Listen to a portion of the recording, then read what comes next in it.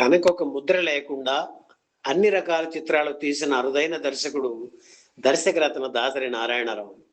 వైవిధ్యమైన కథలను ఎన్నుకొని క్లాస్ మాస్ ఆడియన్స్ను మెప్పించే సినిమాలు తీసిన గొప్ప దర్శకుడు దాసరి.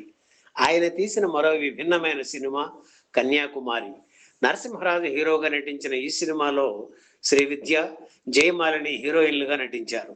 గాయకుడు ఎస్పి బాలసుబ్రహ్మణ్యంను ఈ చిత్రంతోనే సంగీత దర్శకుడిగా పరిచయం చేశారు దాసరి. 1977లో వచ్చిన ఈ సినిమాలో శరత్ బాబు మీద చిత్రీకరించిన ఇది తొలి పాట అంటూ సాగే గీతం మీద ఒక వివాదం ఉంది. టైటిల్స్ లో గాయకుడు రామకృష్ణ పేరు ఉంది, కానీ సినిమాలో బాలు పాడిన పాటే ఉంటుంది.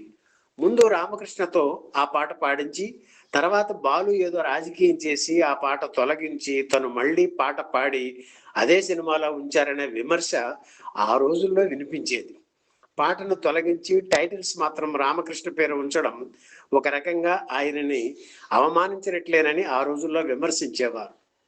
కన్యాకుమారి చిత్రం విడుదలైన కొంతకాలానికి బాలు ఈ పాట గురించి ఇలా వివరణ ఇచ్చారు. ఆ సినిమాలో ఇది తొలిపాట అంటూ సాగే గీతాన్ని యేసుదాసుతో పాడించాలని నిర్మాతల ఆలోచన.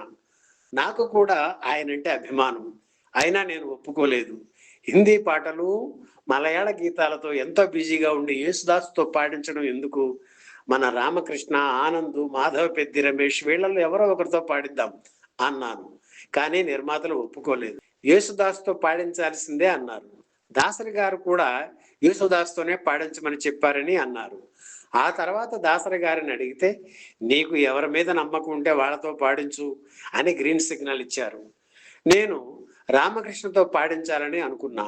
అయితే ఆయన అందుబాటులో లేకపోవడంతో చిత్రీకరణ కోసం పాట కావాలి కనుక నేనే పాడి రికార్డు చేశాను. ఆ తర్వాత రామకృష్ణతో మళ్ళీ పాడించి రికార్డు చేశాను. కానీ ఆ పాట అంత సంతృప్తికరంగా రాకపోవడంతో రీమిక్స్ చేయాలని అనుకున్నాను. కానీ రామకృష్ణ బిజీగా ఉండటం వల్ల కుదరలేదు. రికార్డింగ్ చేయాలి కనుక టైటిల్స్ షూటింగ్ ముందే పూర్తి అయిపోయింది. అందులో రామకృష్ణ పేరు ఉంది.